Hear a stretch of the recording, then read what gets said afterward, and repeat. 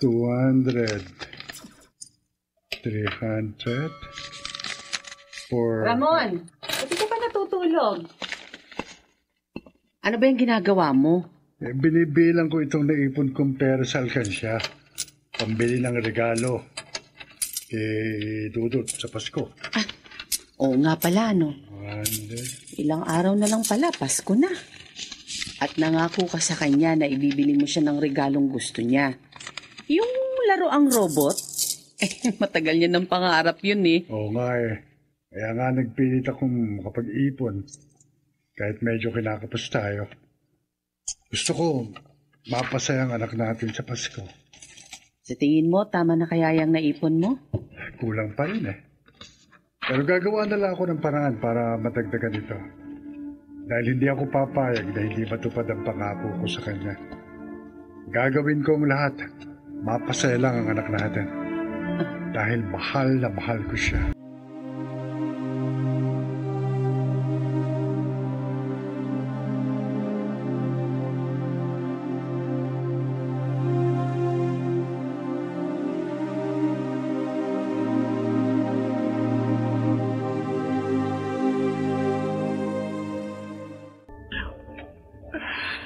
Tessie, anong sabi ng doktor?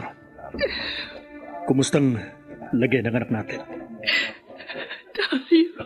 Tinatanong kita, anong lagay ni Tonton? Malala na kanya leukemia. At ang sabi ng doktor, hindi na raw siya magtatagal. Hindi. Hindi totoo. Hindi totoo yan. Hindi mamamatay ang anak ko! Hindi! Dario! Hindi ako papayag na mamatay ang anak ko! Dario, tama na. Hindi ako papayag! Tama na yan, tama na. Tumawag ng kwarta. Oo, sige ho. Hindi ako papayag! Tumawag na dito. Ay, huwag kayo mag-iskandalo dito. Wala ko ron eh. Huwag mo kong pangalaman! Hindi ko kailangan ng gwardya! Ang doktor! Siya ang gusto ko makausap! Nasaan ang doktor? Tawagin niyo siya! Kailangan niyang pagalingin ang anak ko! Umalis ka dyan! Doktor!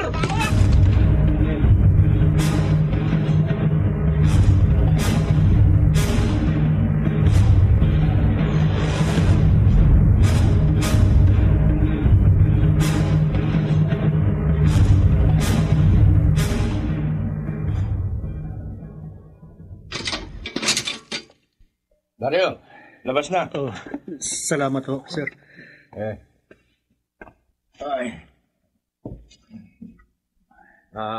Pasalamat ka. Hindi ka kinasuhan ng ospital dahil sa pagwawala mo.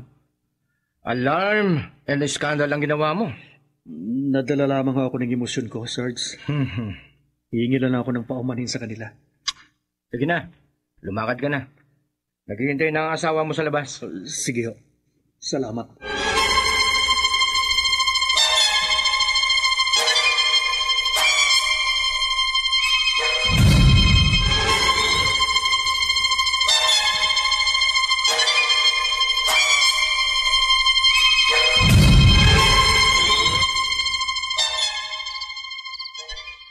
Kailangan ba talaga siyang iuwi dito sa bahay? Hindi ba dapat manatili pa siya sa ospital? Wala na tayong panggastos, Dario. Pumirma na lang ako ng waiver para maiuwi si Tonton dito. Niresitahan naman siya ng doktor. Mga gamot, kakailanganin niya para sa kanyang sakit. Wala na rin naman sigurong may tutulong ang mga yan. Sila nang may sabi, hindi ba? Hindi na magtatagal ang anak natin. Pero hindi pa rin ako nakawalan ng pag-asa, Dario. Naniniwala pa rin ako. Maghihimala ang Diyos sa atin. Pagagalingin niya si Tonton. Pinabayaan ang anak natin, Tessie. Dapat pa ba tayo bumasa?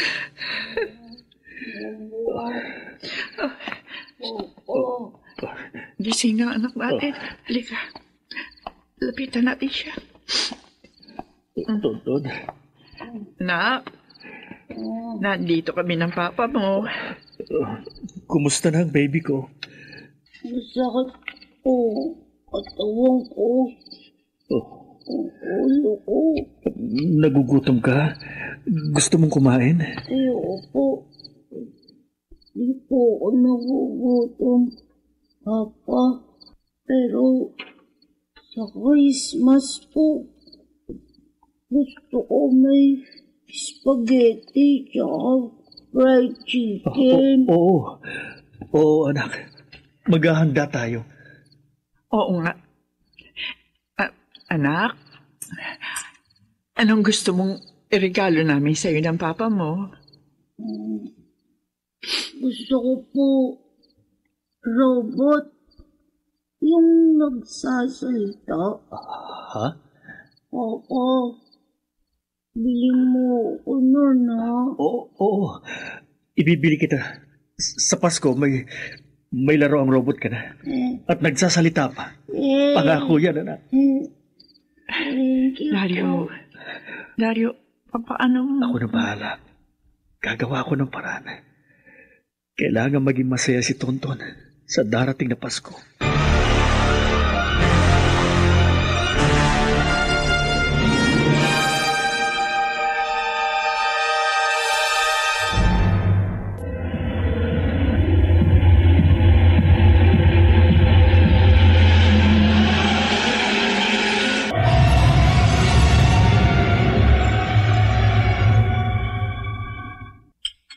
Ano ba ang balak mong gawin, Dario? Gusto ko lumakad tayo. Kailangan ko ng pera bago magpasko. Walang problema yan, pare ko. Anytime. Paano, kailan tayo lalakad? Bukas ng gabi. Kaya maganda kayo. Kailangan magkapera tayo. Okay. Sige, inom pa. Ayos to.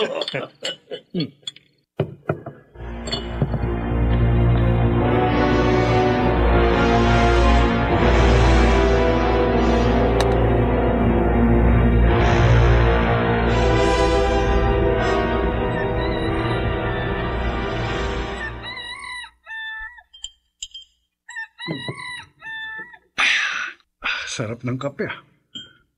Baka mamaya nga pala. Gabihin ako, ha? Naida? Bakit naman? Saan ka pupunta? Sa makalawa na ang Pasko. Dadaan ako sa mall para bilhin yung birthday gift natin kay Dodot. Ganun ba? Alam mo naman, kapag ganito mga panahon, punuan na sa mall. Kasi maraming namimili. Sa bagay. At saka pagkatapos kong mabili yun, sasaglit ako kay kumparing Baldo. Nakairam kasi ako ng pandagdag sa kanya para sa panghanda natin. Kako, tamang-tama, paglabas ko ng mall, dadaan ako sa kanila. Total, doon din naman ang daan ko. O sige, ikaw ang bahala. Ay, sa wakas, may bibigay din natin kay Dudut ang gusto niya. Isang laro ang robot na nagsasalita.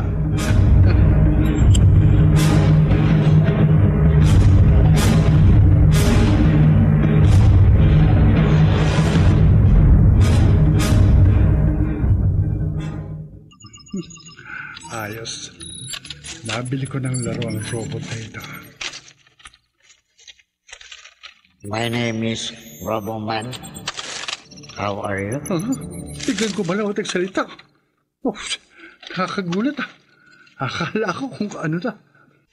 Napindot ko pala yung switch sa likod. Hindi na pala inalis ng sales lady yung battery. Bibilisan ko na lang paglalakad ko para makauwi na. Bukas, mamimili na kami ng mga kailangan sa panghanda. Siguro naman, sapat na itong perang hawak ko ngayon. Hindi ko na nga binawasan, kaya naglakad na lang ako pa uwi. Kahit medyo malayo-layo yung bahay namin. Ayos lang. Exercise na rin. Tsaga-tsaga lang.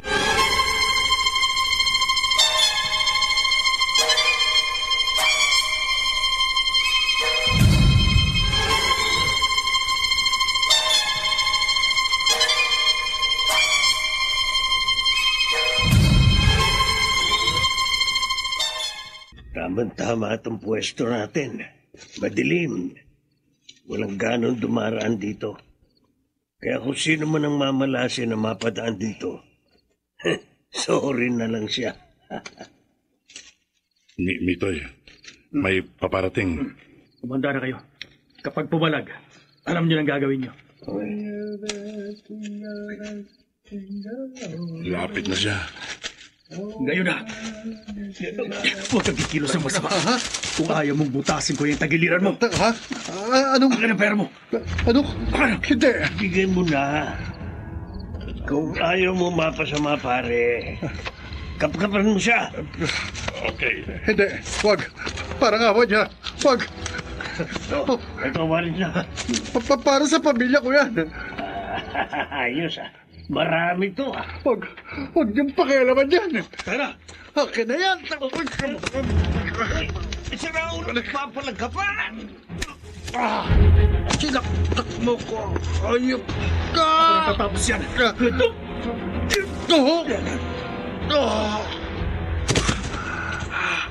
Mga hayop kayo. Tena kayo. Daryong, tara. Baka may makakita pa sa atin. Teka, sandali. Ano mang gagawin mo? Ang laro ang robot. Kukunin ko.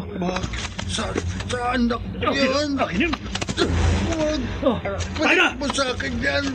Tara! Isa natin. Balik to sa akin yan. Ipagtulak ko.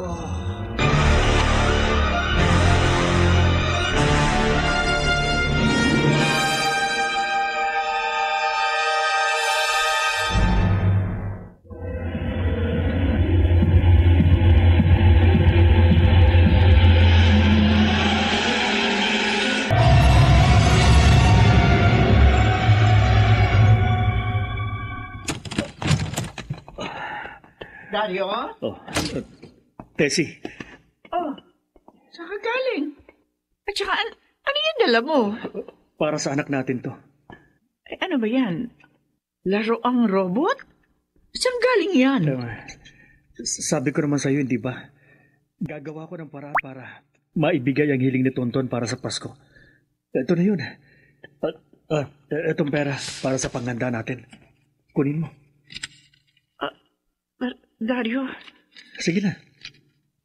Sige. Akin na. Si Tonton, nasaan? Nandun sa kwarto. Natutulog na. Tamang-tama. Ilalagay ko to sa tabi niya. Para pagising niya, sigurado masusurpresa siya. At sigurado rin ako, matutuwang anak natin.